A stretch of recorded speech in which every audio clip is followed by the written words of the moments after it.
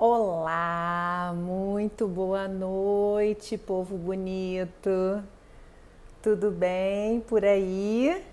Seja bem-vindo, seja bem-vinda. Estamos começando mais um Conversa no Ninho, nosso papinho semanal, toda segunda-feira, mesmo bate-horário, mesmo bate-local, para a gente poder conversar sobre coisas variadas, desse momento lindo e tão delicado que é a maternidade. Vamos lá? Boa noite, vou esperar um pouquinho o pessoal entrar. Olá, olá, vamos chegando, que hoje tem mais papo bom. Olá, boa noite, tudo bem? Que bom te ver aqui. Olá, pessoal, olá, Mariana, olá, Ângela. Oi, gente, que delícia tê-los aqui. Bem-vindas. Vamos começando, vamos esquentar os nossos tamborins aqui. Hoje o assunto é muito gostoso, é um assunto que eu adoro, porque tudo aquilo que tem uma informação assim prévia, com um pouquinho de conceito, eu sempre gosto disso, de dividir isso. Boa noite, Ângela. Eu gosto sempre da gente ter a chance de conversar um pouquinho mais, né? Que dá um pouco de contextualizada assim naquilo que a gente fala tanto na prática, de onde que vem isso e por que que vem. Então eu acho muito gostoso ter a chance de conversar. Para quem caiu aqui de surpresa, para quem não viu lá a nossa chamada, hoje o nosso assunto é esterogestação, que é uma coisa extremamente importante da gente conhecer, da gente saber e da gente praticar, né? Não sei se quem está aqui já ouviu falar nesse termo, sabe do que se trata e sabe como que a gente pode fazer uso disso para ampliar a nossa relação com o nosso bebezinho pequeno, para a gente ajudar o nosso bebê a ter mais conforto, mais serenidade, para que não tenha aquelas crises tão presentes, né, no primeiro trimestre. Então a gente vai entender um pouquinho disso tudo aqui hoje, tá bom? Então vamos começar do ponto principal, que é o começo. Da onde que surgiu essa história de esterogestação, tá? Esse é um termo que vem sendo falado com mais frequência ultimamente, mas eu percebo que muitas pessoas ainda não entenderam ou têm dúvidas ou sequer ouviram falar sobre isso. Então vamos lá. A primeira pessoa que começou a falar desse assunto é um antropólogo inglês, que ele tem o nome de Ashley Montagu, que ele desenvolveu todo um estudo que ele partiu do seguinte princípio, assim, nossa, que coisa curiosa, né? Se a gente for avaliar os bebês humanos, eles nascem num estágio muito diferente em termos evolutivos dos outros animais, principalmente dentro da nossa própria classe, que é dos mamíferos, né? A gente nasce até quando os humanos, nós nascemos a termo, nascemos ali no momento certo da gestação. Eu não estou falando de prematuridade, tá? A gente nasce ainda num estágio de desenvolvimento ainda muito precoce, né? A gente ainda está muito pouco avançado dentro dessa história. Se a gente parar e pensar um pouquinho no que acontece nos outros animais, aí é que a gente fica mais surpreso com isso mesmo. Então vamos pensar nos outros mamíferos aqui. Como que nasce um cachorrinho, como que nasce um gatinho? Eu estou falando em termos evolutivos mesmo. Como que eles estão no momento que eles nascem? Como que está um cavalo, uma girafa? A maioria desses bichos que eu acabei de citar aqui agora, desses animais, eles nascem e já começam a andar, né? Eles já estão tão mais desenvolvidos que eles têm até uma capacidade de locomoção. E isso é tido como um ponto bastante importante nessa evolução, nessa sobrevivência, porque a gente entende assim, se existe uma capacidade de se locomover, existe uma capacidade de buscar o seu próprio alimento. Então é um animal que está muito menos suscetível a algum tipo de risco maior, né? Ele tem uma autopreservação, tem uma capacidade maior de se defender. E como é que nós nascemos? Nós nascemos ainda bastante prematuros, né? A gente vai andar quando a gente está chegando lá perto de 1 ano de idade. E antes disso, a gente ainda está ali dentro daquele desenvolvimento que é muito diferenciado. Pois bem, esse antropólogo que eu citei ali atrás, dentro desse estudo que ele fez, ele descobriu o seguinte: Ele descobriu que, na verdade, porque a gente nasce mesmo menos desenvolvido. E isso acontece justamente pela nossa característica de evolução, nossa característica de composição, de fisiologia, tá?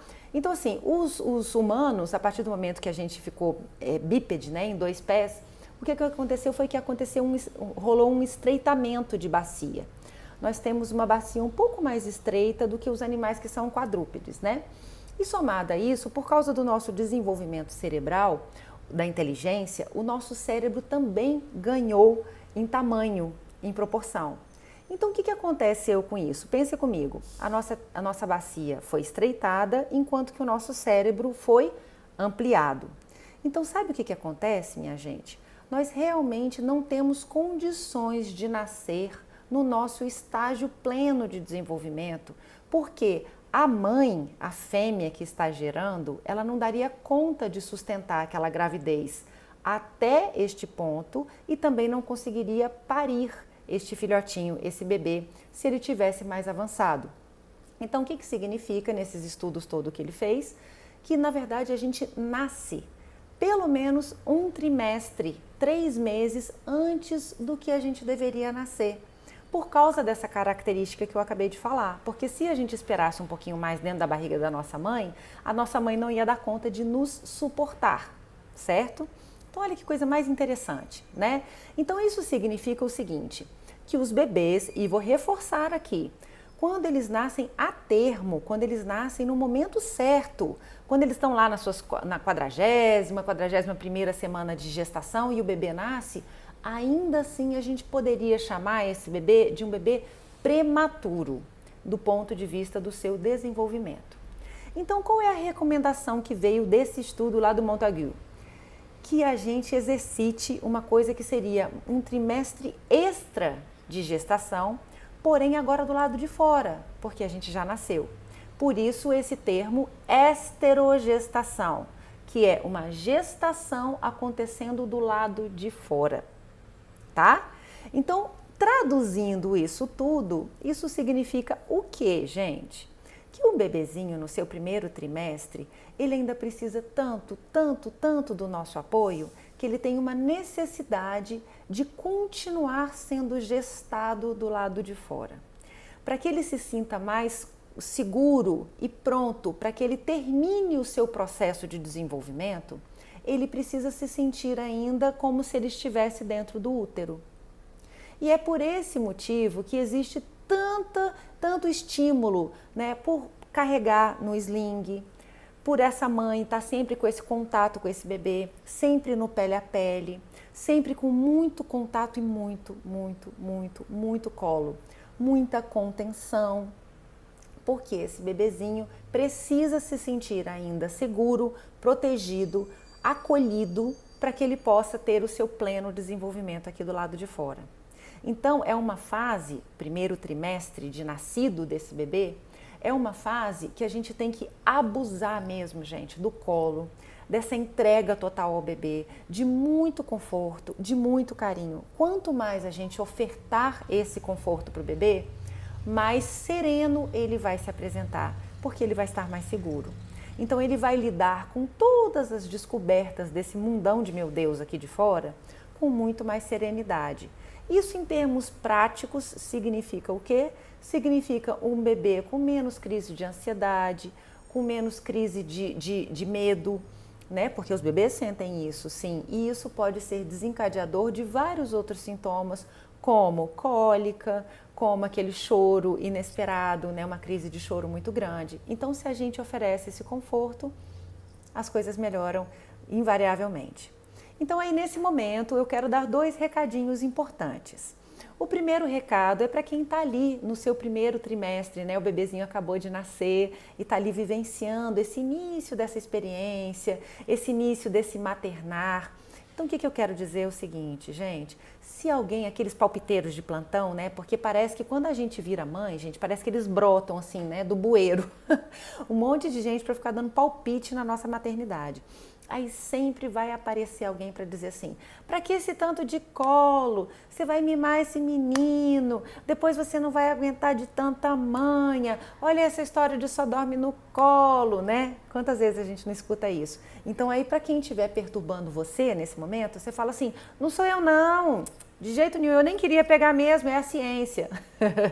É a ciência que me manda fazer isso, tá? Porque aí a gente cala um pouquinho a boca dessas pessoas, no sentido de que, assim, é o momento do colo e da dependência, sim, tá? Existe um termo que eu acho fantástico, que é assim, ofereçamos para os nossos pequenos a dependência, né, o acolhimento, para quando eles são, de fato, dependentes, porque aí lá na frente, no momento deles serem independentes, eles vão estar mais preparados e seguros para isso.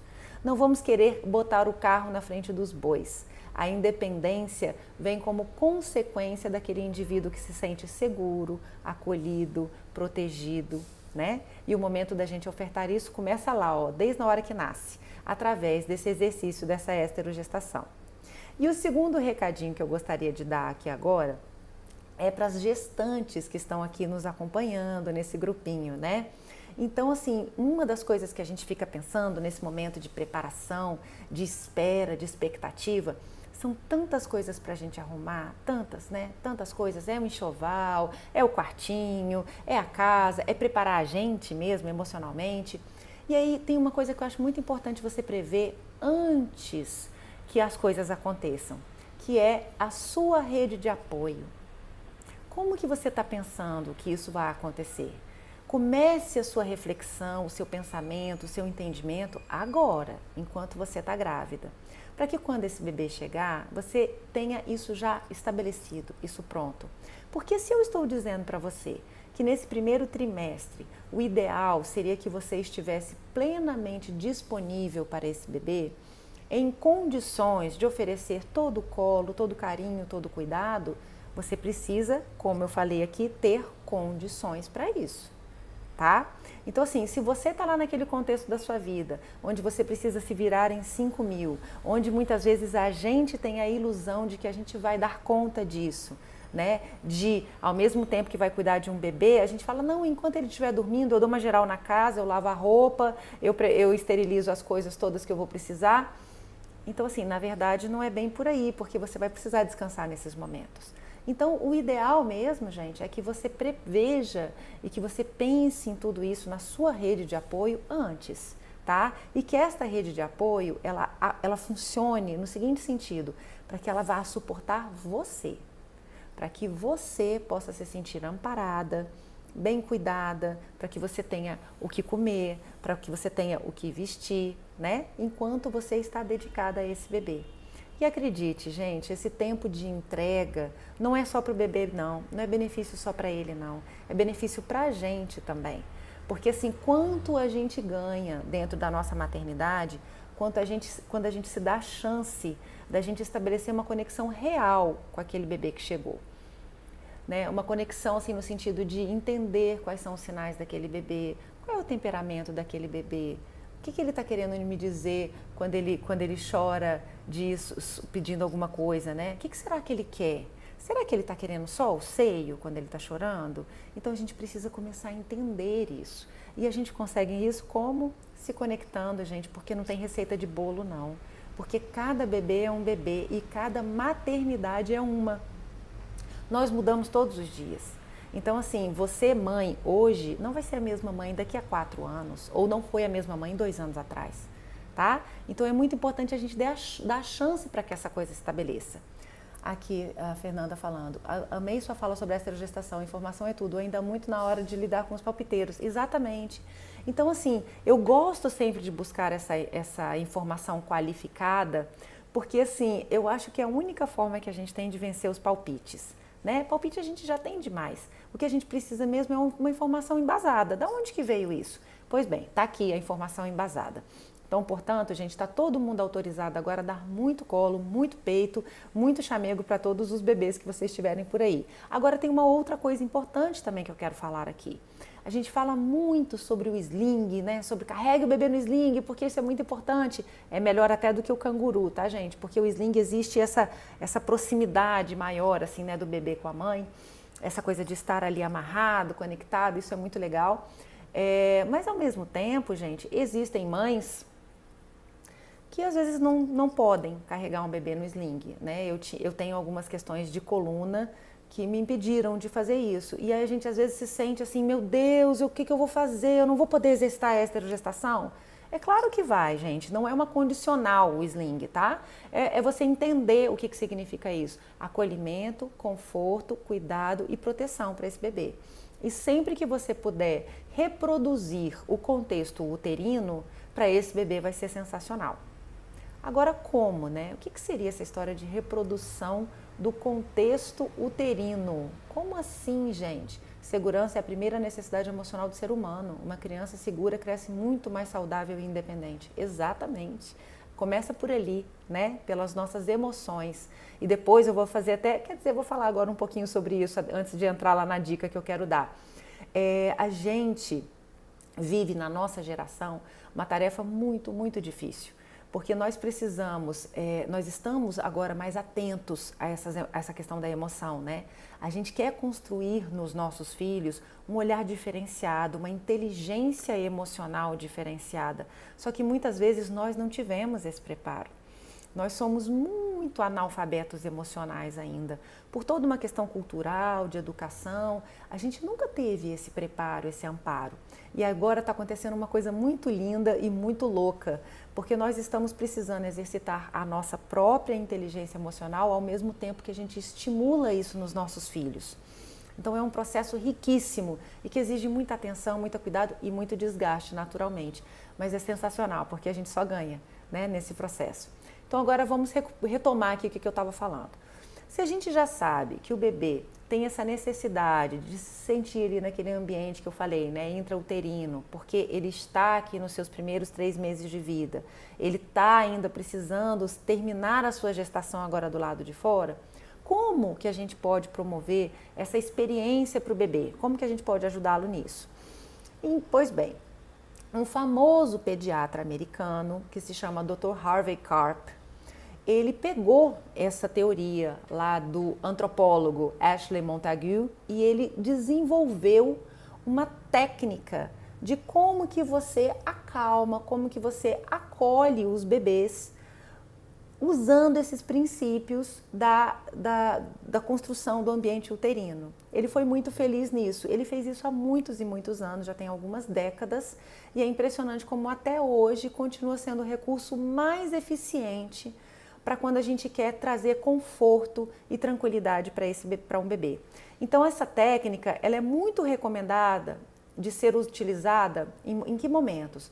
Quando o bebê está naquele choro incontrolável que pode ser causado por cólica, né? O bebezinho pequenininho tem mais probabilidade de cólica, ou ele simplesmente está com muito cansaço, porque sim, nós sabemos que um dos principais desencadeadores de cólica é o próprio cansaço do bebê e é estresse do ambiente às vezes. Então assim, o bebê fica ali muito agitado e não tem nada que console. Pimba, você usa a técnica do Dr. Harvey Karp e você tem um sucesso imediato dentro disso. É conhecida como a técnica dos 5 S's, tá? Que são 5 palavras em inglês e todas elas começam com S. Então é por isso que se chama 5 S's. Eu vou chamar aqui a minha neta, né? Apresento a vocês a Amanda.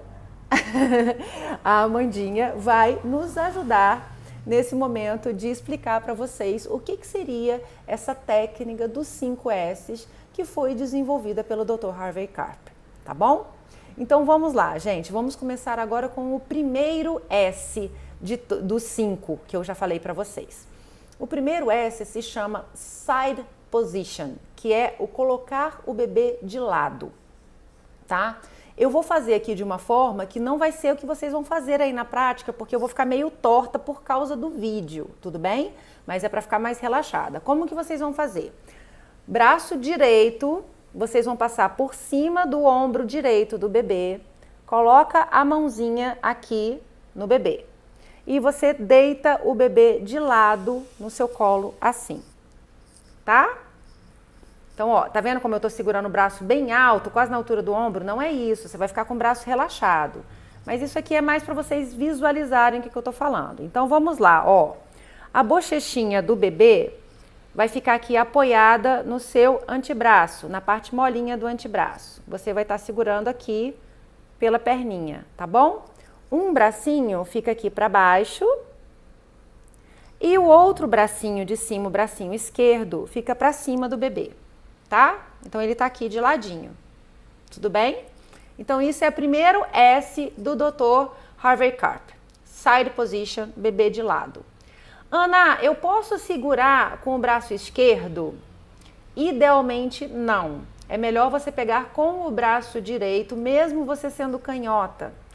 Porque o braço, dessa posição que a gente está aqui, o bebê está deitado sobre o do bebê, lado direito.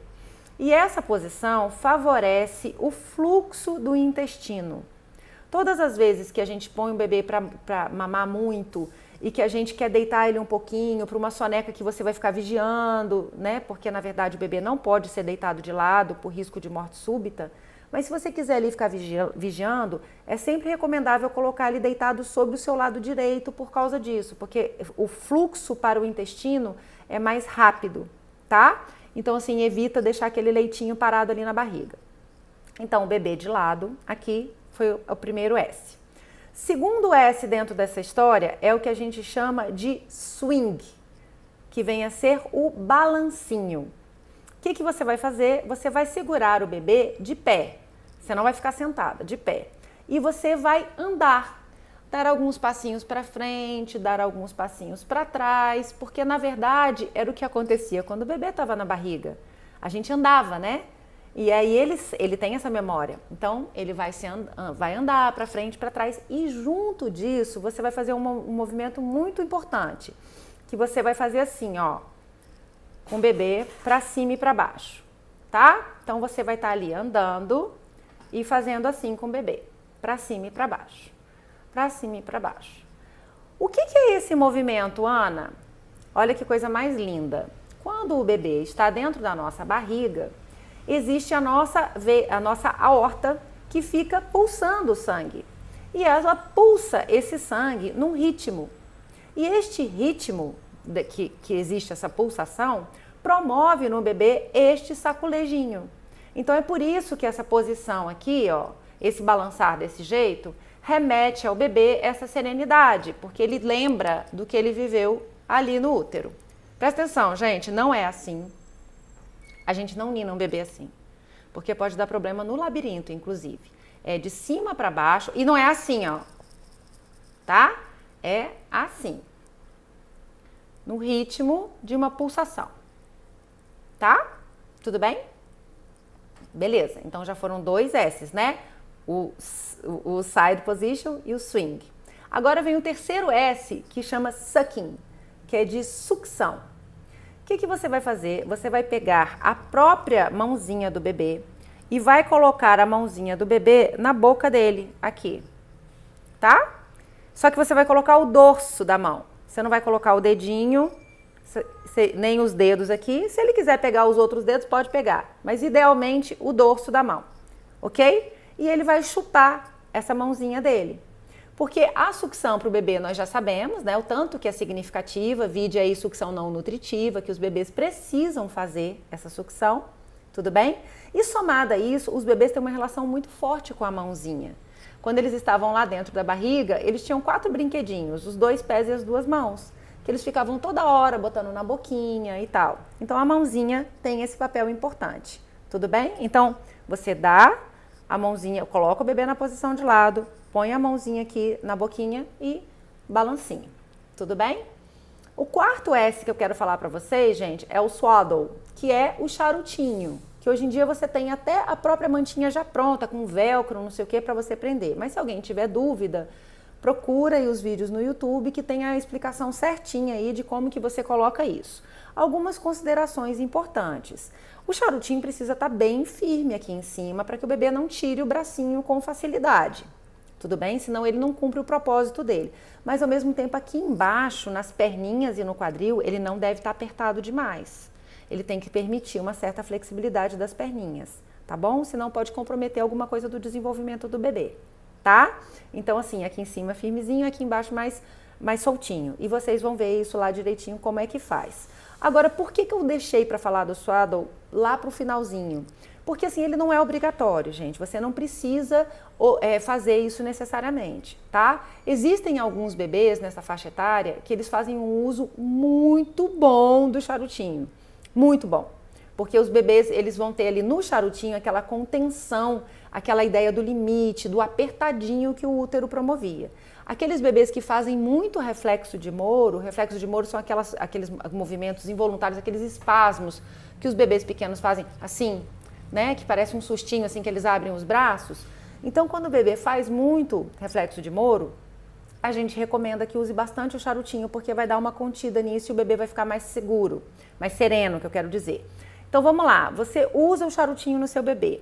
Qual é o conselho que eu te dou? Primeiro, você exercite a posição aqui do lado sem o charutinho, para você entender direitinho como que funciona, qual é o melhor jeito de segurar e tal. E depois você faz isso com o charuto, tá bom? Porque senão você não vai ter muita dimensão assim de onde pegar a perninha direito com tanta precisão. Faz isso primeiro solto, depois você leva para o bebê embrulhadinho, tá bom? E o último S desse processo aí dos 5 S's é o que ele chama de shushing, que é o som mais famoso do mundo inteiro, né? Que a gente usa com bebês e crianças até maiores, que é o som do shh, que de novo é o som lá do ultrassom, né? Quando a gente vai fazer o ultrassom, a gente não escuta aquele som, que é o shh, shh, shh, shh, shh, shh. Os bebês passaram a gestação inteira ouvindo isso. É por isso que isso tranquiliza eles aqui do lado de fora. Tudo bem? Então vamos recordar aqui. Primeiro, colocou o bebê aqui de ladinho. Você pode colocar a mãozinha aqui para ele sugar. Você vai fazer o balancinho que a gente falou, né? Aqui. E para completar, você vem bem aqui, e é no ouvidinho mesmo, tá? E vai fazer num som que não é gritado, mas também não é baixinho, não. Você vai fazer assim.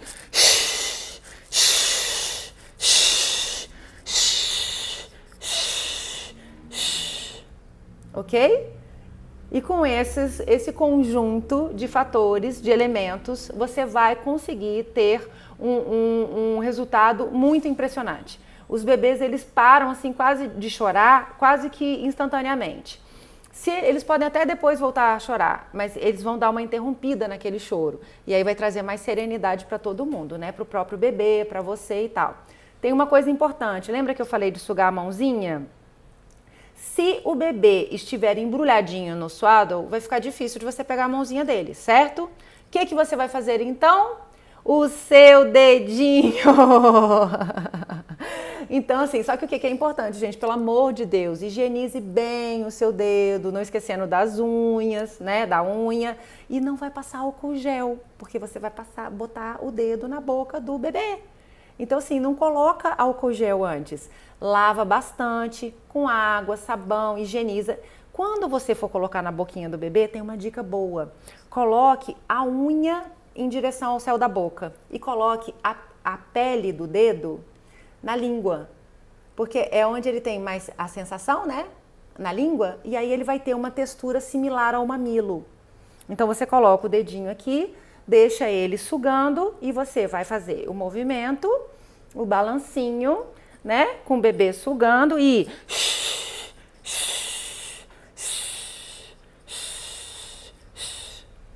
Ok? Agora é o seguinte. Obrigada, Amanda. Amanda manda beijos a todos. Então, assim, é para fazer isso o tempo inteiro, toda hora com o bebê? Não, gente. Isso é um recurso para vocês utilizarem, sempre aprendendo com a Ana. Oh, que fofa. Esse é um recurso para vocês utilizarem quando o bebê estiver num contexto de crise. Você está percebendo que está com muita cólica? Faça. Ou então está percebendo que está muito nervoso, chorando, faça. Está percebendo que está resistindo demais ao sono, demais, que já passou do horário, não está querendo dormir, façam, tá? Esse recurso é muito interessante. Mas, Ana, eu só posso fazer com bebê até 3 meses de idade? Gente, olha, eu costumo dizer o seguinte, o bebê não vem com etiqueta, assim, né? Ah, eu nasci dia tal, então quando completar os 3 meses, eu venci. As coisas não são assim, né? Então, assim, os bebês, eles vão demonstrar a sua própria necessidade, a sua própria relação com cada uma das coisas. Então, se o seu bebê tem 4 meses e você faz esse recurso e você percebe que ele gosta, que ele tira proveito daquilo e que ele tem benefícios com aquilo, por que não? O problema é que à medida que ele vai ficando mais velhinho, vai ficando difícil de você fazer esse processo, né? De você balançar, de segurar, porque o bebê fica mais pesado e fica mais agitado e não quer fazer, entendeu? Então, assim, é por isso que acaba que faz mais efeito com os bebês mais novinhos, porque você vai fazer de um jeito melhor e eles estão mais receptivos a este processo. Tudo bem? Agora, se você tem um bebê pequeno em casa, não deixe de testar a técnica. Tudo bem? Anote aqui, vocês sabem que esse vídeo vai estar salvo lá no YouTube. Então, ficou com dúvida, assistam várias vezes. É muito importante treinar o balancinho e a posição. O balancinho, gente, ele não pode ser, como se diz, levinho demais, mas ele também não pode ser um balanço muito frequente. Cuidado com isso. Sacudir um bebê demais pode dar até algum tipo de lesão. Então, assim, presta atenção, treina direitinho com o seu bebê, até que você vai entender como que a coisa funciona, tá? Camila, meu bebê tem 6 meses, qualquer coisa que ele escuta alto, ele fica nervoso. Se for ruído branco, eu acho difícil ele ficar nervoso, Camila. Assim, sabe, ele deve ficar nervoso com algum barulho abrupto, com alguma música, com alguma coisa assim. O som que eu fiz do shh, né, e que existem esses outros sons hoje que são oferecidos por esses aplicativos e tal, que são os que a gente chama de ruído branco, que são os sons que são constantes. Os bebês, eles têm uma relação muito favorável com esses ruídos, tá? Primeiro porque esse especial do shh remete à experiência do útero, mas qualquer outro, ele tem um poder de neutralizar também os ruídos do ambiente. Então, assim, isso. Ele fica assustado quando a gente dá risada. O bebê, deixa eu te explicar, os bebês, eles se assustam com todos aqueles sons que são abruptos, né, que são inesperados, tipo uma porta que bate, uma gargalhada alta, alguém que solta um grito, uma coisa que cai, então os bebês vão se assustar muito. Ou, por exemplo, aquele famoso caminhão de lixo que passa às 3 horas da manhã fazendo aquele barulhão debaixo da janela. O bebê acorda muito nervoso. Agora, o bebê adora barulhos que são constantes. Inclusive, eu sugiro até, se alguém tiver interesse, fazer um teste o seguinte, tentar levar um bebê para um ambiente que seja assim, absurdamente silencioso, sabe? Tipo assim, isolamento acústico, eles não gostam de jeito nenhum, porque eles foram habituados a ficar ali dentro daquele ambiente que é o útero, que é extremamente ruidoso. Mas ele fica muito nervoso, ele fica nervoso por isso mesmo. Todos os bebês ficam nervosos com barulhos abruptos. Se você ligar um liquidificador, se você pega um secador de cabelo e você liga um secador de cabelo e deixa o secador de cabelo ligado, né, num ambiente e traz o bebê para aquele ambiente, ele não vai se assustar, provavelmente, tá? Porque é um barulho constante, é a diferença de uma coisa para outra. Então, assim, ele fica nervoso e ele fica assustado com os barulhos abruptos. Realmente, para eles, é uma coisa que, né, assusta, porque eles não sabem muito bem o que é aquilo. Assim como uma luz muito forte, eles são mais sensíveis mesmo nessa faixa etária. Tudo bem? Tem mais alguém aqui comentando alguma coisa? Vamos ver. Vamos ver. E aí, tem mais alguém aí com dúvidas para quem chegou aqui agora? A gente estava falando sobre esterogestação, sobre a importância de cuidar dos bebês, especialmente no seu primeiro trimestre, né, em dar muito colinho, muito pele a pele, muito chamego. E eu ensinei aqui a técnica dos 5 S's do Dr. Harvey Karp para ser utilizada em momentos de crise. Se alguém tiver alguma dúvida, pode depois falar que a gente vai vendo, mas eu aconselho rever esse vídeo várias e várias vezes. Tudo bem? Eu queria falar agora, o assunto de hoje, então, eu encerrei agora, a não ser que alguém tenha alguma dúvida específica e a gente conversa sobre ela ainda, mas eu queria aproveitar aqui e trazer alguns recadinhos importantes para vocês. Queria saber se tem alguém por aqui que seja do Rio de Janeiro, perdeu as técnicas. Ô, Pati, corre lá depois no YouTube ou aqui, né, nas 24 horas, e você vai ver, porque assim são 5 recursos que você usa para ajudar o bebê a acalmar, são bastante eficientes.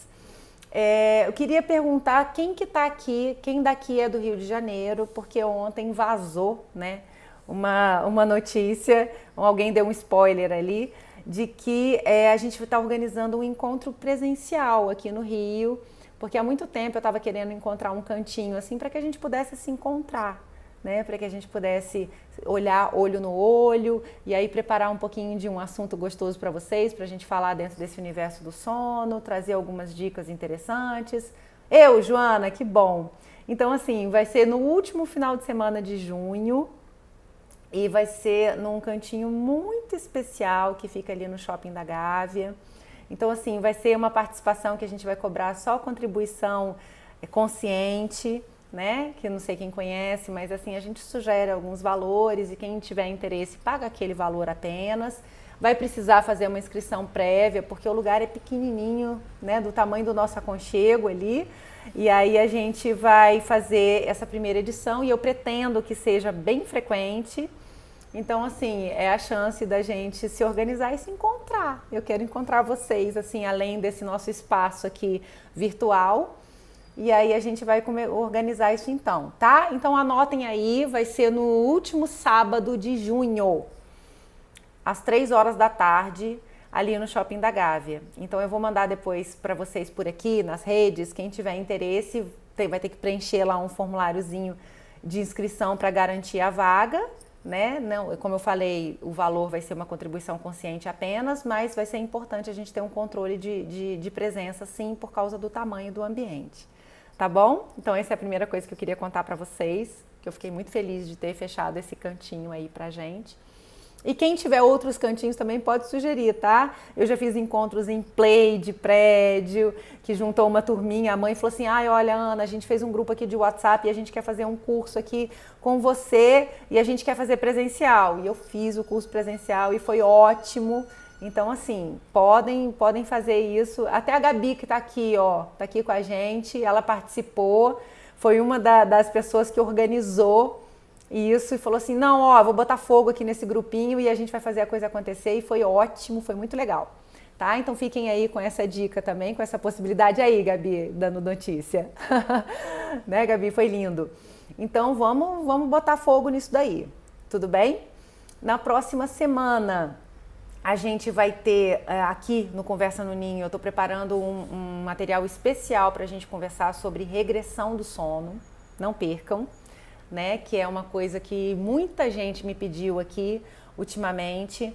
Então, assim, eu vou falar sobre a regressão de 3 meses, o que acontece com os 10 meses, como que a gente lida com isso, como que enfrenta isso e o que desencadeia uma regressão de sono, que aí casa com uma coisa que a Maitê, eu não sei se está aqui, mas que mandou pergunta falando assim, poxa, o que eu faço num contexto de férias, de viagem? Tem a ver com isso também. Então vai ser bem rico na semana que vem. Se programem e estejam aqui, tá bom? Deixa eu ver o que mais. Tá, o Ana Laura responde, eu comecei já a fazer algumas coisinhas aí nessa última semana, então continue mandando as perguntas de vocês, porque assim, aqueles temas que vocês ainda não viram ali é porque eu ainda tô caminhando ali, apanhando um pouco na gravação do vídeo, mas em breve vocês vão ver ali no IGTV. Tudo bem? O que mais, gente? Porque hoje a gente terminou cedo, então assim, olha, vocês têm uma chance aí agora, que é de mandar perguntas, talvez até em temas que não sejam relacionados ao que a gente falou aqui hoje, tá? Se quiserem, mandem aí, aproveitem o tempinho pra gente conversar um pouco melhor.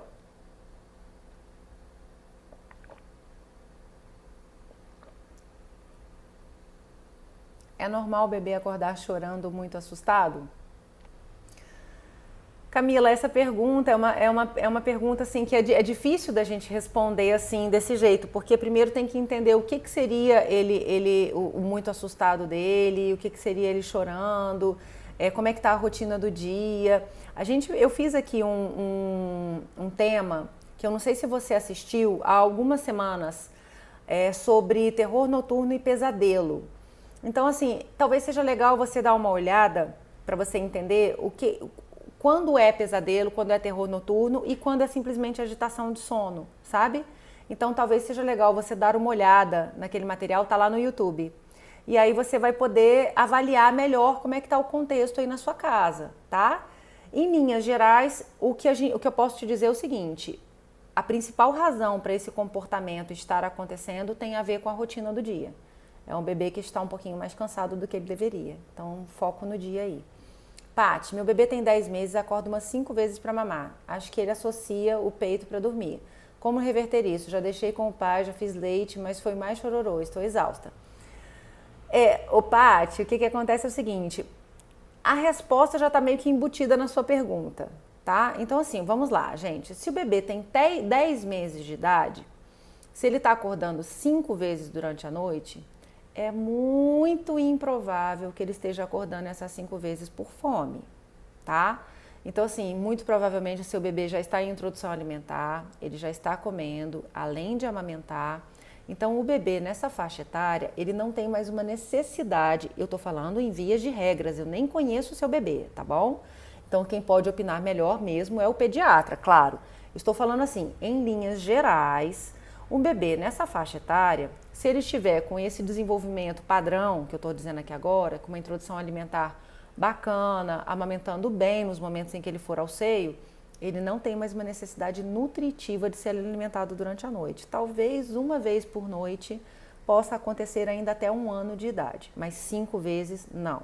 Então isso que você falou, ele associa o peito para dormir, muito provavelmente é a razão dele acordar. Né? Os bebês nessa faixa etária têm o que a gente chama de imaturidade neurológica, onde os bebês, ao final de um término de ciclo de... Ao final do término foi ótimo. Ao término de um ciclo de sono, ele tem uma dificuldade ainda de encadear um ciclo em outro. Então ele vai fazer um despertar. Se ele, ao longo dessa curta vidinha dele, aprendeu que para ele dormir ele precisa de um recurso externo, seja ele mamar, ou ser ninado, né, ou ser acarinhado, ou ele fazer carinho na mãe, no pai, então ele vai associar isso. Né? Ele vai entender, e esse recurso acaba ganhando uma conotação que a gente chama de indutor do sono.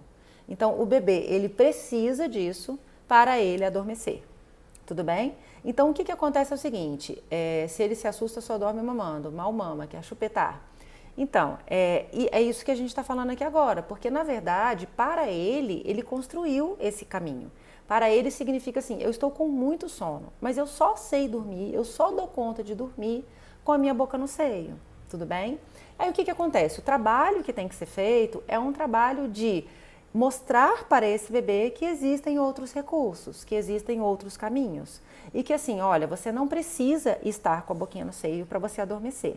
E blindando um pouco das expectativas, quando o bebê já está com 10 meses de idade, que é o seu caso, você não vai conseguir simplesmente tirar o seio e fazer com que ele adormeça sozinho.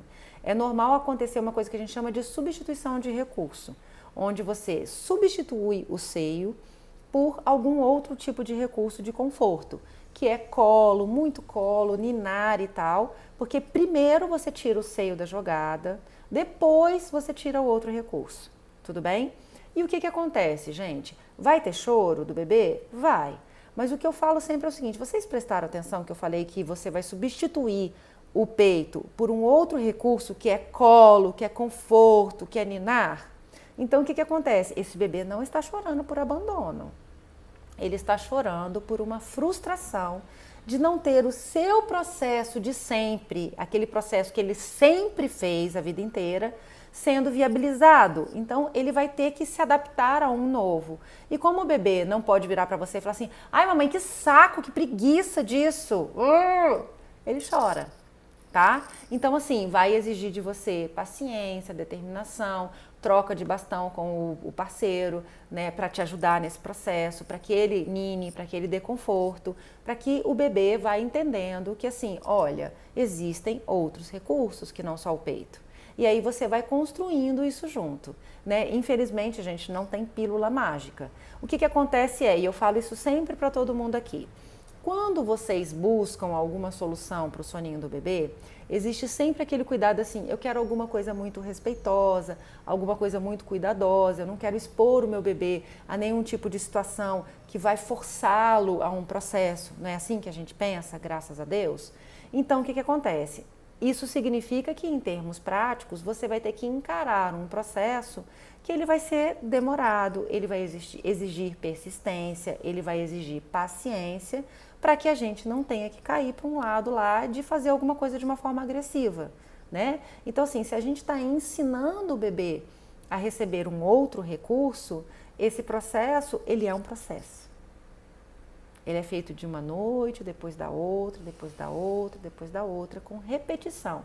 E sem contar um fator muito importante, que a construção disso não é uma linha ascendente. Eu ouvi uma frase recentemente que eu adorei para o nosso caso aqui. No sono, a gente constrói, a evolução acontece a soluços. Então, assim, uma hora vai para frente, aí pode dar uma recaída, aí depois vai mais um pouquinho, aí dá mais uma recaída, aí vai mais um pouquinho, até que uma hora vai de vez, tá? Mas tem que ser encarado esse processo.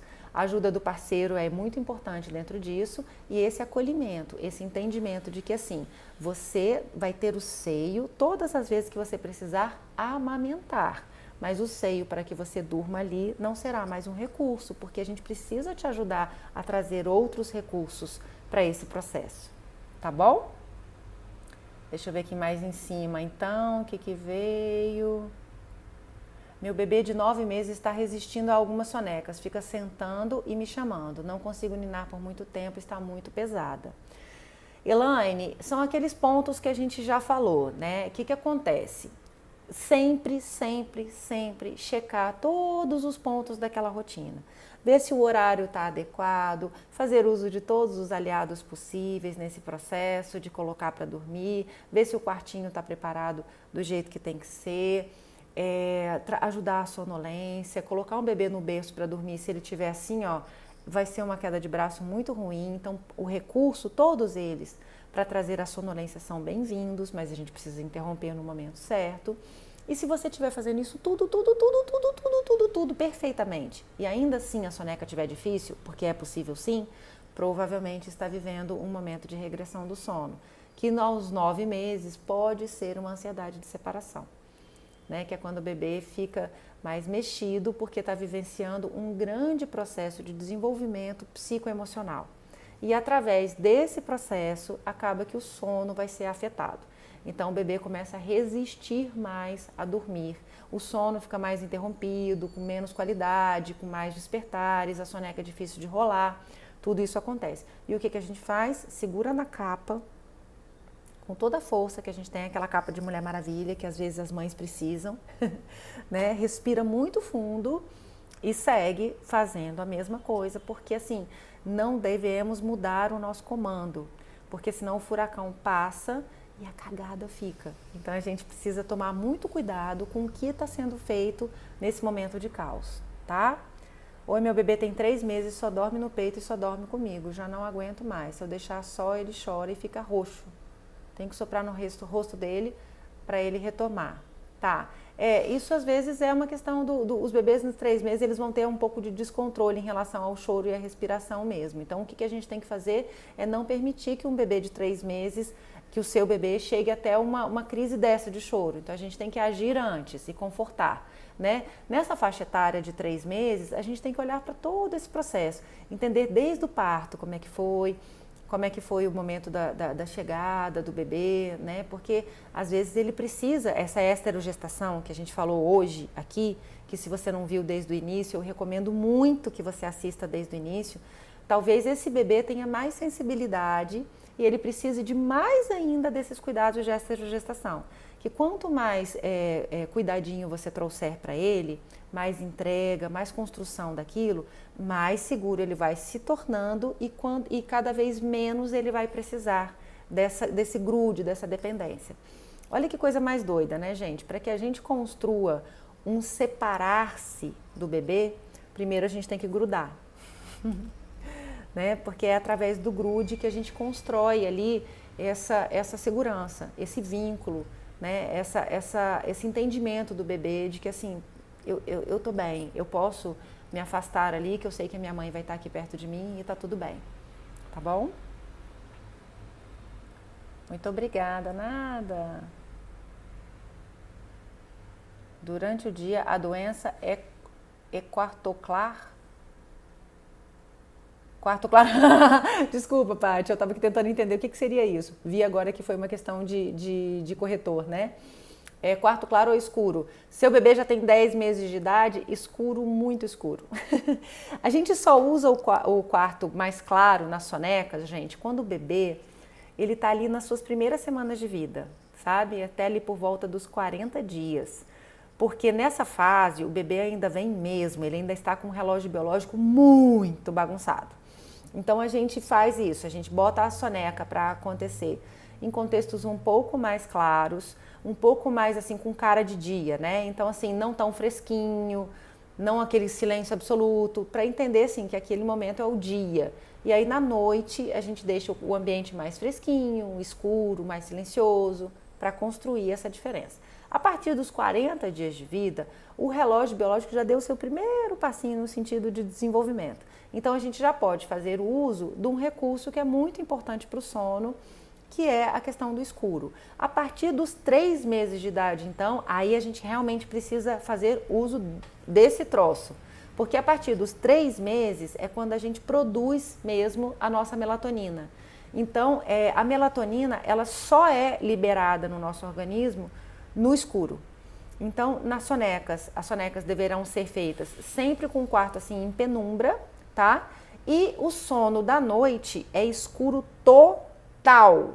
Você só pode enxergar assim um palmo na frente do nariz, tá? Quando muito. Se precisar de alguma luz de conforto, quando o bebê ainda é pequeno, ainda tem despertar noturno, ainda tem que amamentar, a gente sempre recomenda comprar uma lâmpada vermelha,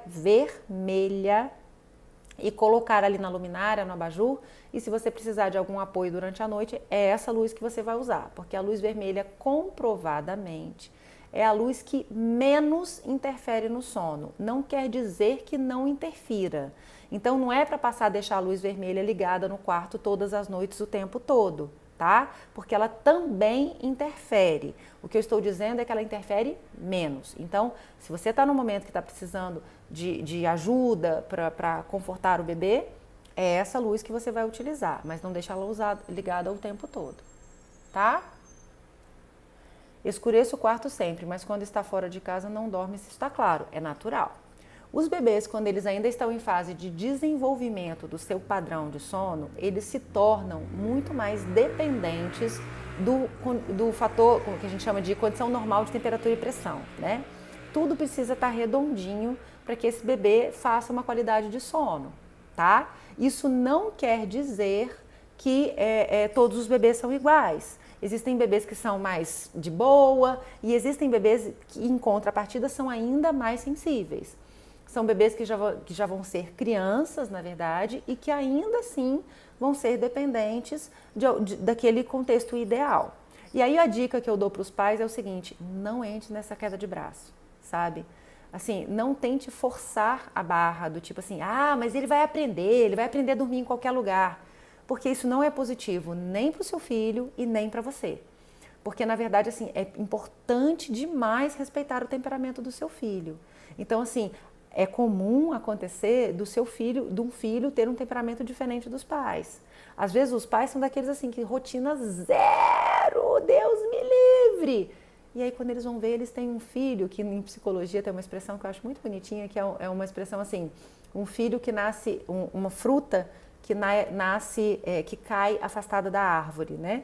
Que é uma fruta um pouquinho diferente daquela árvore ali. E a gente precisa respeitar isso, porque é dela, é da natureza dela, é do temperamento da criança. Então, se a criança demonstra que ela é mais sensível com isso, não é uma questão de escolha dela, né? Ela não está escolhendo assim, eu só vou dormir se estiver escuro total. Não, é porque ela precisa disso. E a gente precisa respeitar, tá bom? Nossa, aqui fica uma lâmpada de emergência ligada, melhor não. Tá, Paty? É melhor você providenciar essa lâmpada vermelha que eu estou te dizendo. Então, assim, você vai lá fazer o ritual do sono todinho. Quando está no último momento do ritual do sono, que é quando já está preparando para colocar para dormir, você liga a luzinha, você desliga até a luz vermelha. No ritual você deixa a luz vermelha.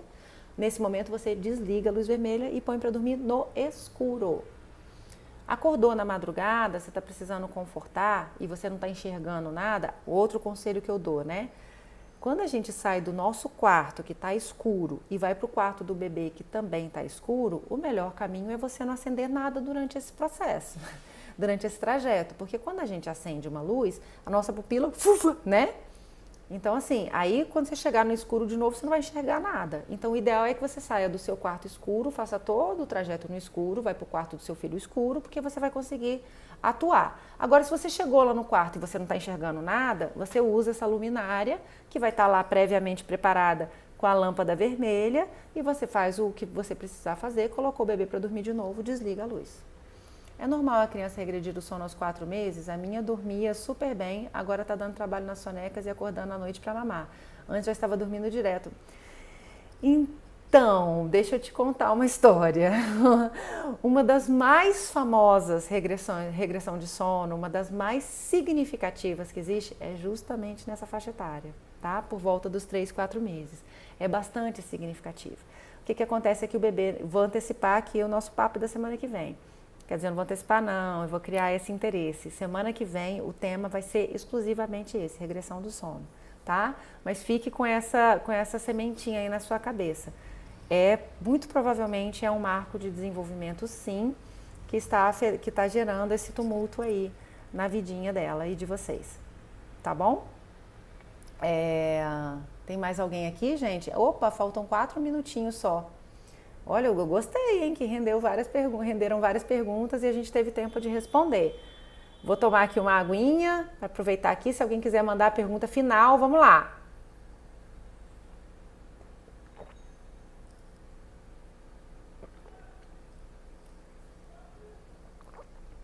Ou então eu fico aqui só vendo esses coraçõezinhos, que eu amo de paixão.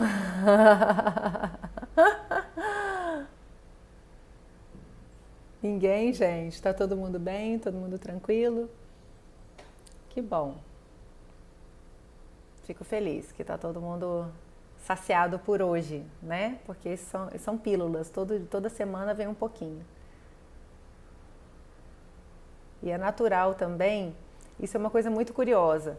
Muitas vezes a gente escuta um monte de informação, né? E a gente acha que entendeu tudo aquilo e tal. Aí, de repente, a gente se vê naquela situação. E é tão engraçado que parece que a gente nunca ouviu falar sobre aquilo, né? Porque a gente fica meio nervoso, sem saber assim, meu Deus, mas como é que é para agir mesmo? Já me esqueci tudo, eu não sei o que eu faço. Então, por isso, não é à toa, gente, que aqui no perfil, querida, ai que fofa, você que é. Então, assim, é muito comum aqui no perfil que eu acabo trazendo assuntos em repetição, tá? Isso é de propósito, é justamente para acolher aquela questão assim de, nossa, eu já tinha ouvido falar sobre isso, mas agora eu não estou entendendo muito bem o que eu faço com esse assunto. E aí a gente repete para trazer aquela luzinha. Oi, Ana, cheguei super tarde, queria saber sobre o sono do bebê com cólica. O vídeo fica gravado? Fica, Vivi, fica. Aqui no Instagram fica por 24 horas, tá? E quando sair daqui, vai estar lá no YouTube, que eu vou colocar entre hoje e amanhã, eu já coloco lá, e aí vocês vão encontrar. Pouco tempo aqui, já aprendi muito. Ai, que bom, Paty, é isso que importa. O objetivo é esse mesmo, é dividir conhecimento, né? Conhecimento não serve para nada se ficar armazenado. A gente tem que botar ele como adubo, tá bom? Mas dentro de um olhar que eu acho importante e que, inclusive, eu tomo a ousadia de fazer esse alerta para vocês. Tomem muito cuidado com as orientações que hoje estão assim, explodindo por todos os lados aí dessa nossa rede aqui, que querem ditar a sua maternidade, o que você faz e deixa de fazer. Não vai nesse caminho, tá bom? A boa informação, ela tem que ser para te libertar. Ela tem que ser para te dar mais segurança, para te dar mais confiança. Então você escuta as informações todas, você se nutre de todo o conhecimento que você precisar, mas aí você volta para a sua vida e vai pensar assim, o que daquilo lá faz sentido para mim e o que é importante, tá? Existem questões que são questões científicas, tipo isso que eu acabei de falar da luz. Isso é um ponto científico, estudado. Agora, várias outras questões, se você deve agora fazer um desmame, não deve, se você tem que praticar cama compartilhada ou bebê no berço, se você tem que deixar dormir no colo ou não, o que você tem que fazer, ninguém tem que ditar isso para você. Ninguém. tá? E se um dia eu fizer isso, vocês, por favor, chamem a minha atenção, porque eu não posso fazer isso. Eu não tenho direito de fazer isso. O meu papel aqui é exclusivamente trazer a informação que eu tenho, tudo que eu estudei, tudo que eu busquei para vocês, para que vocês possam fazer uso disso na realidade de vocês e na medida da necessidade, tá bom? É assim que funciona o bom maternar, quando a gente tem liberdade para exercê-lo, tá ok? Você é muito atenciosa, muito obrigada. Aqui com vocês é bom. Tá bom, gente? Então, muito obrigada. Faltam 27 segundos. Então, uma grande semana para todos nós. Seja uma semana muito rica e que a gente vá trocando aqui. Não deixem de mandar as perguntas para vocês lá nos stories para poder responder lá no Ana Laura Responde. Tudo bem? E fiquem bem. Boa semana. Esmagões nos bebês. Beijo grande para vocês. Tchau, tchau.